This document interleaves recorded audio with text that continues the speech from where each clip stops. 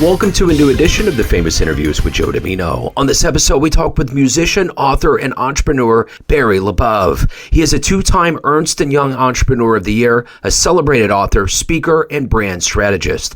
With a core emphasis on differentiation, he advocates for leaders to unearth and champion their brand's distinctiveness to win market share and the hearts of the people who represent it. His book, The Power of Differentiation, distributed by Simon and Schuster, embodies this philosophy. As the founder of LaBov, a renowned marketing training firm servicing blue-chip clients, Barry is renowned for his infectious energy, creativity, and uplifting message. Along with the business, he's a very talented musician and storyteller. He's a Renaissance guy. We cover some good ground here. Enjoy. Well, it's great to meet you, and I want to begin our conversation with, we're coming up on the 4-year anniversary of the pandemic, and I'm curious, going back to 2020, how did you survive that time period, and how did it change you?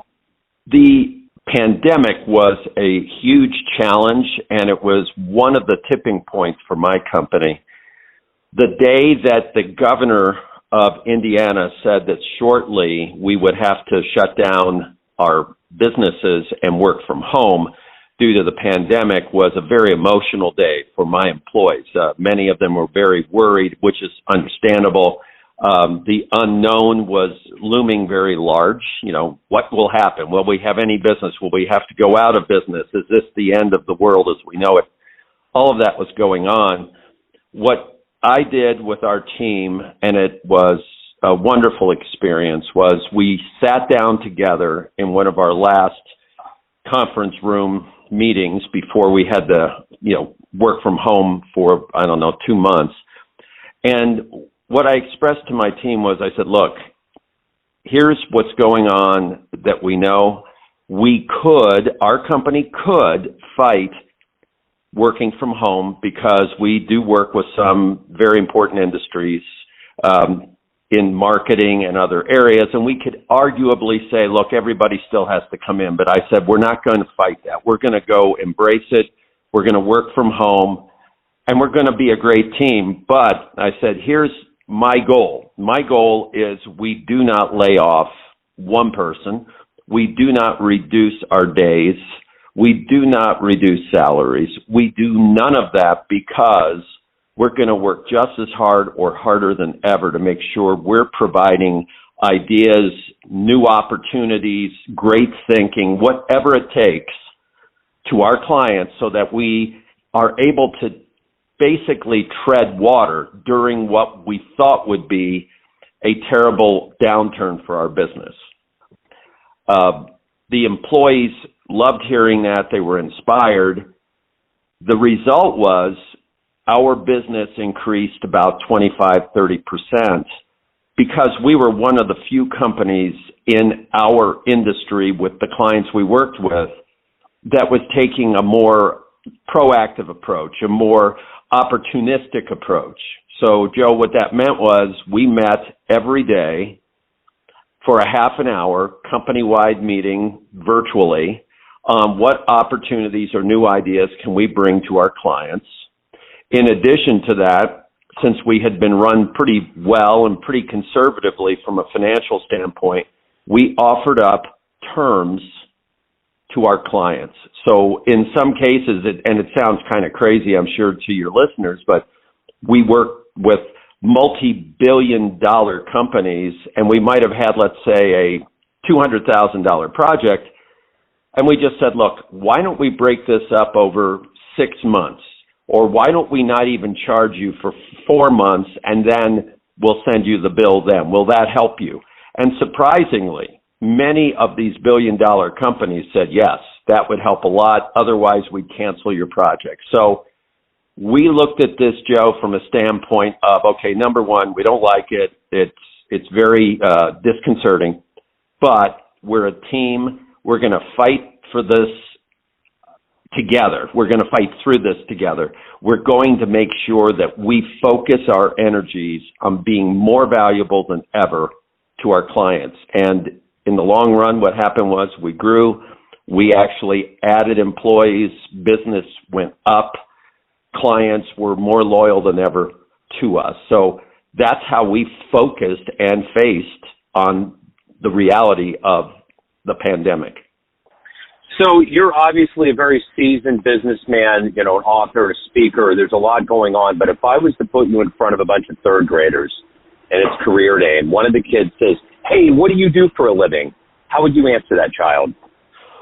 We focus on one word, and it's a 15-letter, 6-syllable word, but it's differentiate. And what we look at is we look at what makes a company, just like a person, what makes a company unique. It might be 1, 2, or 3 little things, and we focus on those aspects of distinctiveness for a company.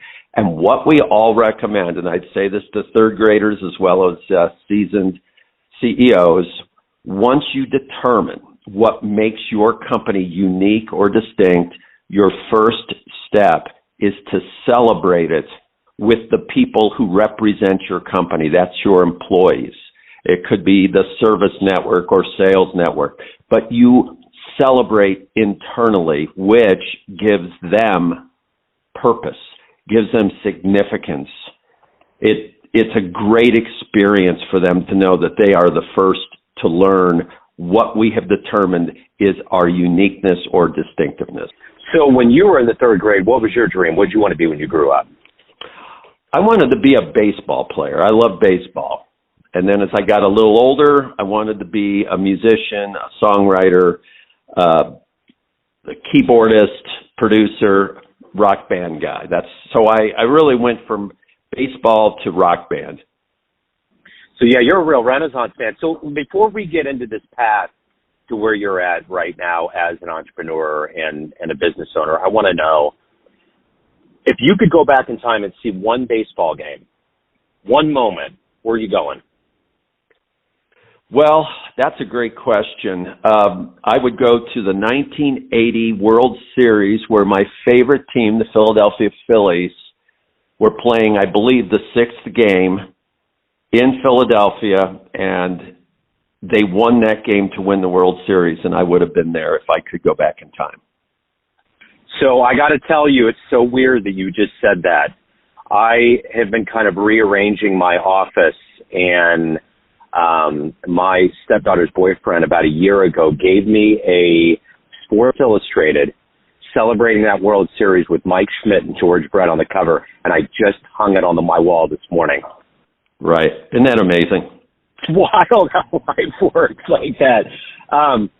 So on the music front, what was the first concert you saw that blew you away, that was like, wow, I love music? I've seen hundreds and hundreds of concerts.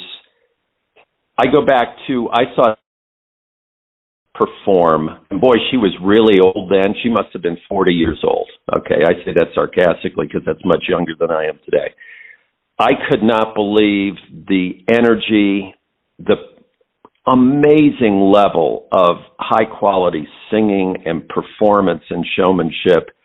And I just thought, my gosh, what talent, what energy. So that was the first live concert. Now, I did see the Beatles on TV, and the Beatles were my heroes, and I thought they were amazing. But Tina Turner, as a performer, was jaw-dropping and amazing. I had some old friends of the family that told me a story that I'll never forget about Tina Turner. They were at Red Rocks, or maybe they were at the Royal Gorge. They were somewhere magnanimous, and she got flown in on a helicopter and kind of had to scale down a bit and land. And they said that the strength in her legs and the way that she commanded that stage was something that they just glowed about. They'd seen hundreds too. They'd been to Vegas and seen Sinatra, Barry Manilow. They'd seen all these marquee people, but they said that concert that Tina Turner put on was unreal. It's kind of like when people describe Bruce Springsteen. Right. You know, it's in that same league. So Barry, let's get to how we got to where we're at today. Take me back to where you were born and raised, and what were these seeds that were put into you that obviously became kind of the person that you are as a businessman with your acumen and kind of a Renaissance man? How did that happen? As far as being a Renaissance man, my uncle, my dad's older brother, was a Renaissance man. So he was a great athlete. He was the drummer in the Philadelphia Philharmonic when he was 6 years old, which is unthinkable. He was a war hero. He got out of the war. He became a teacher. He taught craftsmanship and shop. And on the side, after he retired, he painted. So I looked at him and I thought, gosh, this guy's amazing. I grew up with my father, who was an engineer, helping me in one major way, and that was on a daily basis. He told me, from the time I even could barely contemplate what he really meant, he told me I could be anything I put my mind to. Now, I didn't even know what put your mind to meant when I was a 4-year-old, but he drilled that into my head. He taught me algebra at the age of 3 years old, 4 years old. I got kicked out of second grade for doing algebra. The teacher said, there's something wrong with you. You're doing algebra, not basic math. Literally sent me home, reprimanded me. But I knew that I was a little unique. Now, I was very, very shy, introverted, but I knew that I was a little different. What then happened was my father taught me 3 different types of chords on the piano, and I started to play piano and started to write songs based on a major chord, a minor chord, and a 7th chord, things like that. That awoken a creative spark in me. I mean, it flourished. And I really started to look at the fact that I love to create. So by the time I got to be 13, 14 years old, I had a rock band with my brother. We really sounded terrible, I can tell you that. But it was 2 kids. I was the drummer and lead singer, plus I played keyboards with my right hand while I drummed, which is, again, not particularly a good sound. But I wrote songs, and all of a sudden, I really found that I loved to create. That took me into my 20s. I had a rock band that was on American Bandstand. It was a band that backed up John Cougar Mellencamp, as he was known then. Now he's John Mellencamp. We had some music videos that were out there on VH1 and other video outlets. So it was that whole situation.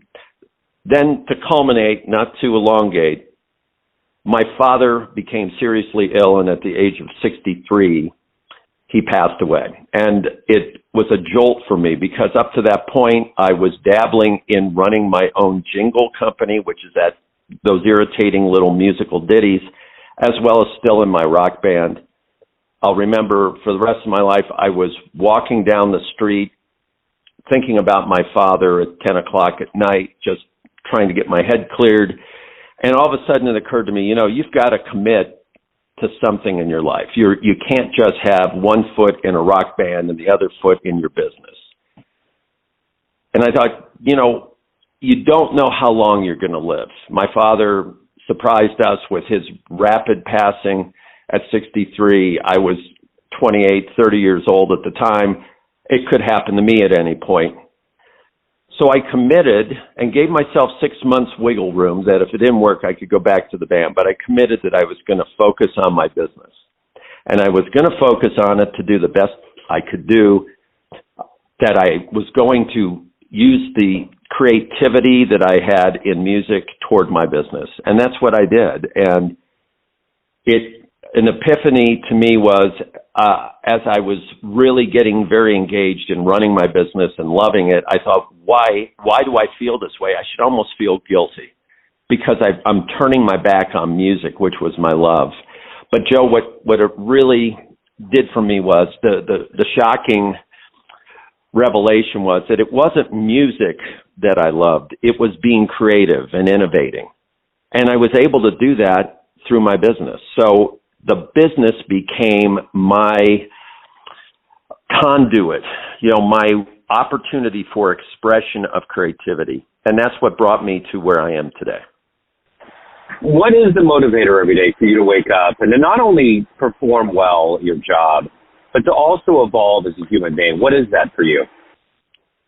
I want to offer the people who work with me at my company an opportunity of a lifetime. That's what I want.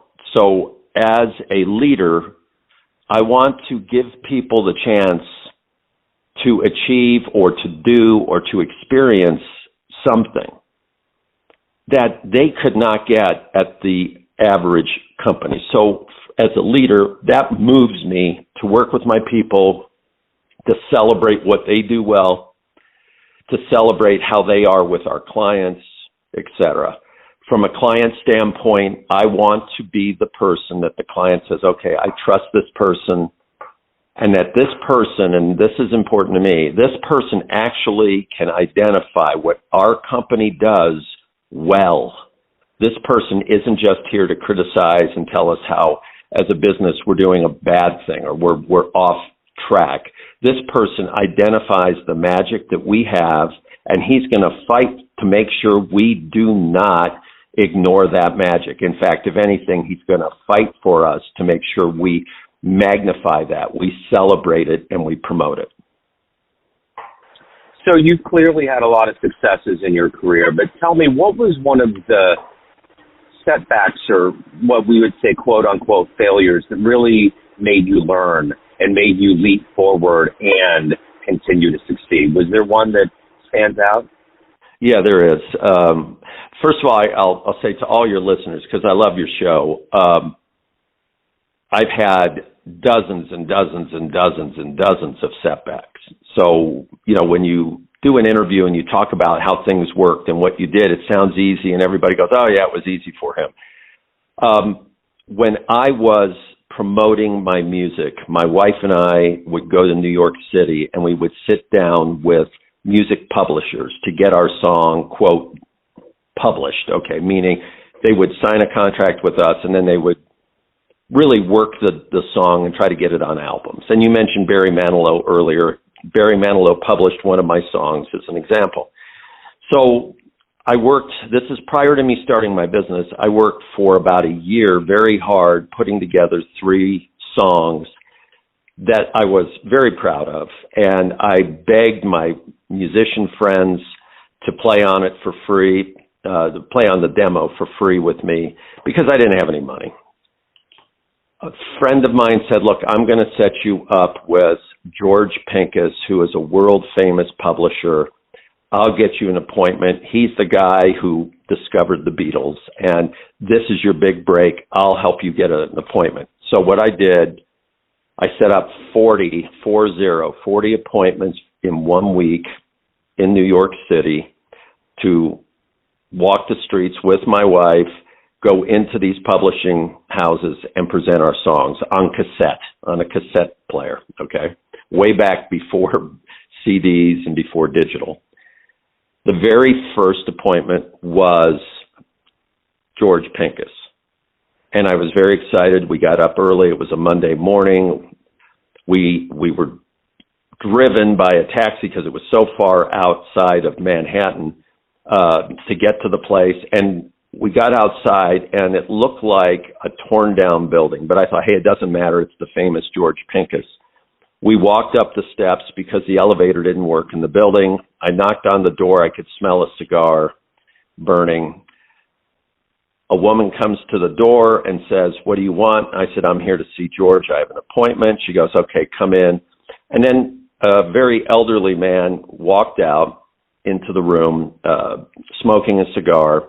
And he said, okay, give her the cassette. I'll listen to it. So she put the cassette in the machine. He pressed play for 5 seconds, literally 5 to 10 seconds. Before the singing started, he goes, okay, fast forward. So she then skipped it ahead to the next song. He listened for 10 seconds. He said, no, fast forward to the next song. Listened for 15 seconds, popped it out, ejected it. He took the tape, handed it to me, Joe, and said, Barry, you have no talent. Wow. Give it up. Give it up. You have no talent. You have no reason to be in this business. You have no creativity. Maybe you could write country music, which I thought was a bizarre thing to say. He said, but you have no talent. And I said, okay. Wow. I took the tape, walked downstairs, and immediately I gave up. And my wife's right next to me as I'm doing that. I said, okay, we got to go back to Indiana. let's cancel all these appointments. And my wife turned to me and she said, why are you being like that? That's so silly. I said, I have no talent. You heard what Pincus said. And she said, silly, he's just one person. Let's go to the next appointment. This is the truth. This is the unvarnished truth. The very next appointment was with Billy Joel's publishing company. I walked in. I was so down and depressed. I literally could have walked under the door to get in. I mean, I was so down. I handed the guy my cassette tape. He listened to all the songs all the way through. He ejected them. I got up and said, thank you for your time. And he said, whoa, hold on. Why are you so glum? He said, I like one of your songs, and I'm going to offer to publish one of them.